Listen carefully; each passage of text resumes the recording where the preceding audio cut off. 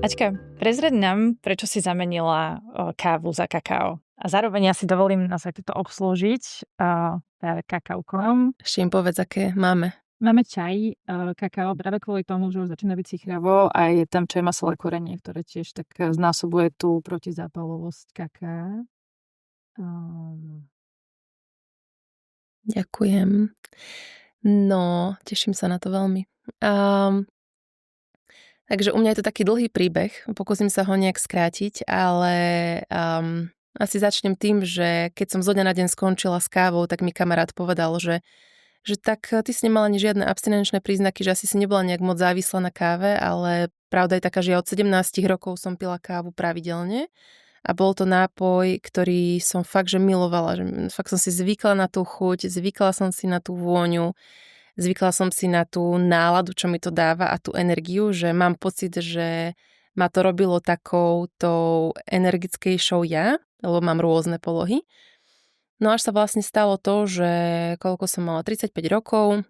bola som na materskej tiež tá káva je taká, že mamičky často proste to je taký ten ich moment počas dňa. Ale jednoducho bola som v nejakom móde vnútorného vyhorenia materského a možno som si neuvedomovala, že mám príliš veľa stresu. A jednoducho začala som mávať také zvláštne stavy úzkosti a vnútorného trasu, ale potom už to prešlo naozaj do nepríjemných tachykardií, že som mala fakt, že veľmi rýchle srdečné tepové frekvencie, s ktorými som skončila nakoniec na EKG aj na ekokardiografii, že som si fakt bola dať pozrieť srdce, lebo sa to opakovalo a mne proste tým, že som na to telo napojená, tak veľmi rýchlo som rozklúčovala, že vlastne sa mi to deje po káve. Mm-hmm. A keď som si to spojila, tak mi to tak fakt doplo jeden večer, že vlastne vždy sa mi to stalo po káve a pravdepodobne to nebolo spojené len s tou kávou, bolo to spojené aj s tým, že som bola vo vnútornej, možno nejakej hormonálnej disbalancii, príliš veľa stresu a teda. Každopádne to spúšťala káva a keď som sekla s kávou, čo som fakt urobila, že zo dňa na deň, teraz sú to 2 roky aj 3 mesiace, čo nepijem kávu, tak sa ten stav už nikdy nezopakoval. Mm-hmm. Čiže tá káva ako keby zo mňa to vyťahovala, čo tam aj tak už bolo. No a hľadala som spôsoby, čím to nahradiť, pretože čaje neprichádzali úplne do úvahy, keďže akákoľvek forma kofeínu vtedy nebola pre mňa vhodná. Tak som scrollovala také zahraničné stránky a našla som, že nahrať kakao za kávu. Tak som hľadala kakao, hľadala som potom kvalitné kakao, našla som vás. A vlastne ja som si veľmi rýchlo presadlala na to kakao, lebo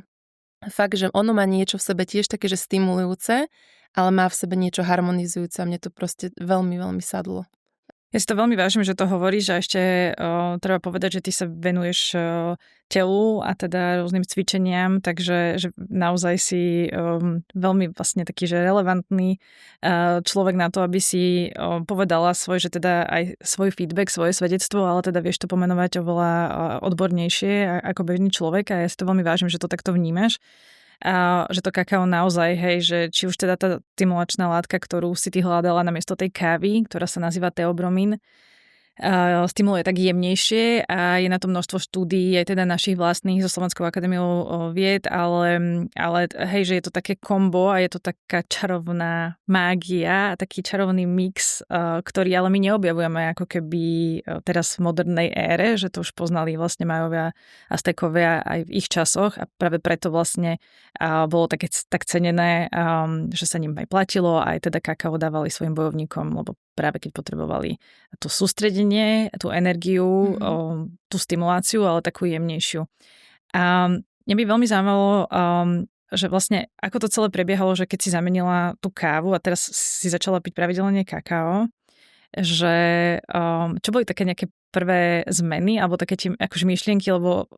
ja sama pijem kávu a som stále akože milovnička aj kávy a teda samozrejme evidentne aj kaká.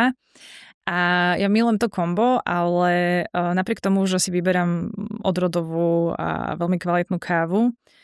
tak pri tej káve to cítim aj ja. že je tam taký ten push efekt na výkon. A ešte predtým, ako sme zapli nahrávanie, tak si to veľmi pekne prepojila, že prečo tá káva má stále ako keby ten obdiv, alebo teda, že tí ľudia sa obracajú na tú kávu práve v tejto spoločnosti a v tomto nastavení a prečo by sme vlastne potrebovali viac toho kaká do nášho života. No, že to je taká moja teória, že vlastne káva vlastne absolútne sedí do tej našej spoločnosti, ktorá kto v dnešnej dobe je jednoducho na jedného človeka absolútny tlak, čo on má stihnúť za jeden deň, za jeden týždeň, hej, že to sú absolútne nenormálne nároky, ktoré ten organizmus nezvláda. A tá káva ti to pomôže zvládať. Ale vlastne ideš na úkor mnohých vecí v sebe a oni ťa jeden moment dobehnú. Nechcem tu teraz ale byť nejaký veľmi antikávičkár, hej, že ja vždy poviem, že keď ti káva sedí, robí ti dobre, piješ napríklad jednu kávu za deň, alebo mám kamošky, že pijú jednu kávu za týždeň, že proste to tak ako navnímavajú. A tak je to všetko v poriadku, ak necítiš, že ideš vlastne úprimne v sebe na nejaký osobný dlh, hej. Ale ja si myslím, že veľa ľudí má to, čo som ja mala. Teraz sa nechcem nejak povyšovať, ale jednoducho naozaj, že precvičujem pilates, jogu, že som v kontakte s tým telom. Určite. Niektorí ľudia sú proste strašne veľa v hlave a sú jednoducho ochotní oveľa dlhšie ignorovať tie príznaky tela. Napríklad, že niekoho po káve boli brucho, niekomu je zle, niekto má vnútorný trás, niekto sa cíti absolútne vyhajpovaný, ale bere to ako niečo dobré, hej? A že vlastne keby sme naozaj boli v kontakte sami so sebou, mali nejaký tichší moment, tak by sme možno zistili, že to vlastne pre nás možno až tak nie je dobré, hej? Čiže my si tak nahovárame, že tá káva nám pomáha toto vlastne všetko zvládať. A prišlo mi tak, že to kakao vlastne je to niečo, čo nie je zakorenené teraz v tej spoločnosti, takže ľudia nie sú na to zvyknutí. Hej, keď poviem ľuďom, že kakao, predstavia si nejaké gránko, predstavia si nejaký pocit z detstva, nejakú pohodičku pod perinou pred telkou pri rozprávke, ale vlastne, že to kakao ako nápoj v nejakej esencii, že teraz akože po rokoch už aj ja rada pijem to kakao iba ako menší šot s vodou, hej, že takisto ako na káve som začínala na latečkách, kapučínach, kakaoko tiež som si pila najprv dosť s mliekom, tak teraz mi akože stačí ten kakao šot a vlastne každý z toho musí nakoniec nacítiť sám za seba. A ja cítim, že mňa to podporuje do takej väčšej pohody a niekedy extrémizujem jeden príklad a to, že raz sme s kamoškou cez víkend vypili teda v jednu nedeľu, že dosť veľa kaká. A bolo to dobré vlastne na to, aby som zistila, že a mne z toho nebolo ale zle. Hej, že mne nakoniec bolo veľmi radosne, že fakt sa mi uvoľnili endorfíny a bola som tak trošku akože haj. A vlastne keby sa mi to stalo s kávou, ešte možno aj v minulosti, tak skončím tak, že mi není dobre. Hej, že aj keď som tolerovala veľa kofeínu kedysi, tak asi tam bola nejaká hranica, kedy mi už bývalo tak zrýchlenie, už som bola nervózna, netrpezlivá. Čiže to kakao na moje telo pôsobí nakoniec tak, že mi je dobre. Je mi dobre v tele, cítim sa fajn. Nerobí mi nejaký prílišný hype, no. No a ja premostím, že presne práve preto sme sa aj rozhodli vlastne začať s týmto podcastom ako takou pomyselnou kakaokovou kvapkou, že nám priniesť vlastne do našich životov trochu zastavenia sa a vlastne nie je to v zmysle, že všetci chceme proste urychľovať, aj tou kávou sa chceme tak akcelerovať a nielen kávou, hej, že rôznymi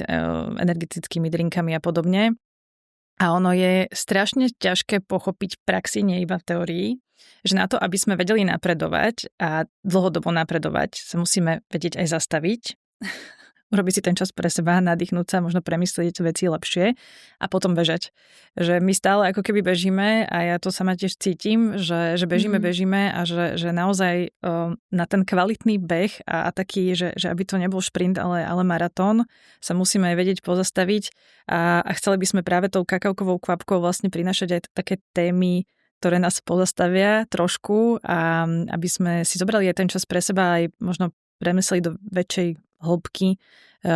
čo sa deje okolo nás, že to nie sme úplne sami a teda takto priniesť rôzne témy na stôl, ktoré sú aj také cross témy toho kakauka, že väčšina ľudí a teda aj našich zákazníkov nás vníma cez kakao, ktoré im chučí, čo asi nesmierne vážim, ale že za tým kakaukom najprv vlastne, ako začalo kakao, alebo teda kakaoko ako značka, tak bolo sociálne podnikanie, tam je neskutočne veľa tém, hej, že o znevýhodnených ľuďoch, alebo rôznych akože aj sociálnych témach a tak ďalej. Rôzne spolupráce, ty sa ma vieš, my sa poznáme už celkom dlho, že koľko tých aktivít máme za tým kakaokom a toto chceme priniesť v rámci podcastu. Ja si veľmi vážim, že práve ty si naša prvá hostka a náš taký prvý kakaový respondent, pretože ako si aj krásne pomenovala, to je veľmi adekvátne prirovnanie s tými latečkami, že proste všetci si pamätáme, keď sme pili 3 v jednom, podľa mňa všetci, potom sme prešli na espressa, potom na flat whitey a filtre a podobné veci a že s tým kakaom je to také podobné, že človek, ktorý sa možno ešte nestretol s odrodovým skutočným kakaom, ktoré teda je zo spracovaných kakaových bôbov, tak má tú nostalgiu možno z detstva, myslí si, že to je veľmi presladené a tak a potom keď pomaly zisťuje, že to kakaoko vie mať aj iné účinky, že teda je aj celkom dosť pre dospelých, aj keď ho môžu aj deti, tak postupne prechádza takým svojim kakaokovým vývojom, evolúciou, že potom vlastne môže v úvodzovkách ako keby skončiť, alebo vie už si aj užiť ten kakao shot, čo možno treba aj vysvetliť, že čo to vlastne je. A kakao shot je naozaj, môžeme povedať, že plnohodnotná náhrada espressa, kde vlastne 7 gramov kakaovej hmoty je rozpustenej vo vode horúcej a teda obdobne je to 80 až 100 ml podľa chuti a preferencií každého. Ale teda hej, že je to čistá kakaová hmota vo vode. Nie každému to úplne vyhovuje, hlavne keď robíme také testovanie a dávame ochutnávať tento kakao shot bežným ľuďom, tak nečakajú úplne tú chuť, hej, a chýba im textúra mlieka. Ale tie kakao šoty sú, ja by som povedala, že ten kakao šot nie je možno až tak na naozaj tú chvíľku, lebo sa vypije dosť rýchlo, ale že to je práve na tie prípady, keď potrebuješ tú energiu, nechceš si dať tú kávu a že vlastne to vypiješ kvázi, hej, že ako to espresso, že rýchlo, tak otočíš do seba. Ja tu mám zaujímavú skúsenosť, lebo nosím kakao aj na rôzne svoje eventy, ktoré mám, že pilates alebo yoga, hodiny alebo workshopy. A často sa stretnem s tým, že mi ľudia už dopredu hlásia, že oni to nemôžu kvôli mlieku. A ja vlastne vždycky tak hrdo poviem, že to je bez mlieka, že to vlastne robím už iba s vodou. A pre nováčikov napríklad milujem používať vaše 75% kakao, ktoré je zmixované s panelou. A naozaj ľudia neveria, že aké je to chutné a je tam vlastne len horúca voda. A dobre, ja som sa asi trošku prestrelila predtým, že som povedala šot. Ja si nerobím asi takéto šoty, ako si ty povedal úplne, ale jednoducho malý pohárik, že s vodou.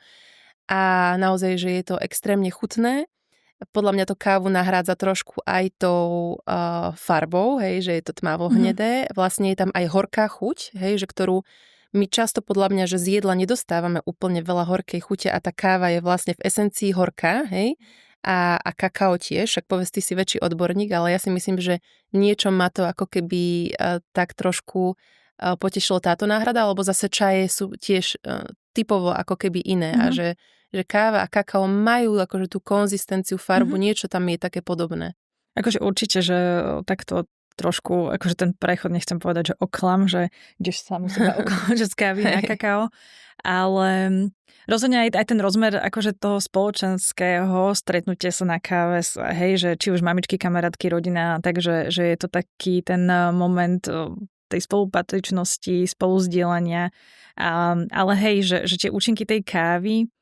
sú proste príliš boostovacie a že my sme už tak vybustovaní v tejto dobe, že skôr naozaj sa obrátiť na to kakao. Ja som tiež spomínala, ako sme sa teraz stretli, že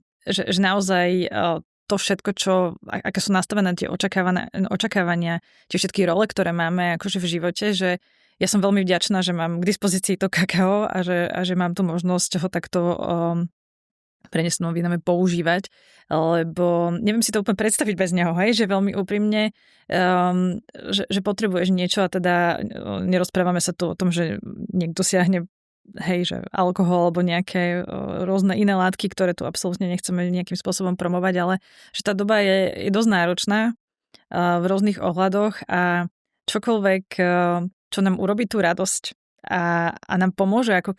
keby prekonávať tie prekažky, je podľa mňa, že veľmi, veľmi vzácne a naozaj má tú pridanú hodnotu pre každého z nás. No.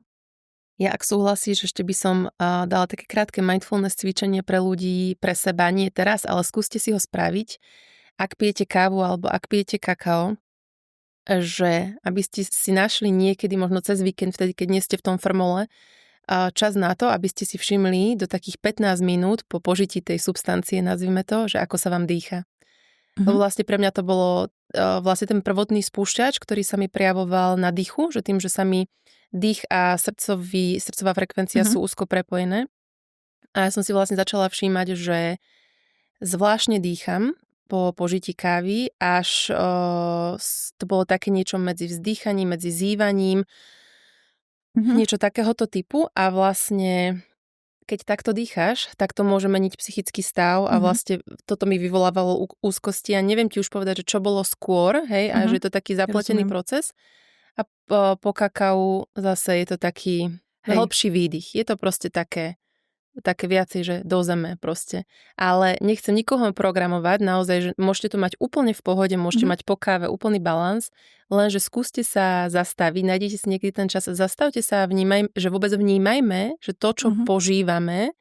a to môže byť akékoľvek jedlo, to nemusí byť proste len teraz, že sa bavíme o kakauku a káve, ale že čo to s nami robí, že my si to ani, vieš, že čo viem, rozpráva sa teraz veľa o tom, že akých ľudí si púšťaš do života, že čo to s tebou robí, tak aj vnímame to aj s tým jedlom a stravou a nielen z tej nutričnej roviny, ale naozaj z toho pocitu, čo mi to robí. A to je podľa mňa, že geniálny záver, pretože častokrát vlastne tak odporúča pri tom kakauku dať si nejaký ten zámer a teda zastaviť sa aspoň na pár sekúnd, keď si nemôžeme dovoliť niekoľko minút a naozaj aspoň navnímať ten dých a samú seba na chvíľočku za ten deň je podľa mňa, že neskutočne nápomocné a prospešné pre každého z nás, či sa to týka žien alebo mužov. Takže ja ti veľmi pekne ďakujem, že si k nám prišla a teda na zdravie. Na zdravíčko.